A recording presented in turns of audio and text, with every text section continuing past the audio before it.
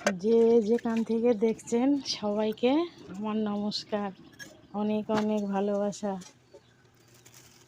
আজকে আমি বানাবো চিংড়ি মাছ লাউ পাতা দিয়ে পাতুরি। তার জন্য আমি একটু সর্ষে, কাঁচা জিরে আর লঙ্কা বেটে নেব।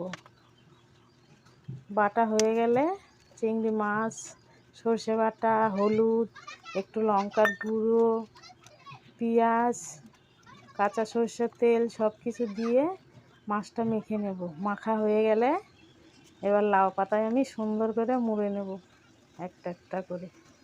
মুড়া হয়ে গেলে এবার আমি লাউ পাতাগুলো ভেজে নেব। কড়াইতে আমি সরষের তেল দেব, তেল দিয়ে লাউ পাতাগুলো একটা একটা করে দিয়ে দেব, দিয়ে ঢাকা দিয়ে দিয়ে ভাজবো আমি। দুবার তিনবার ঢাকা দিলেই মজে যাবে। দেখতেই পাচ্ছেন কতটা সুন্দর হয়েছে। রেডি আমার লাউ পাতুরি।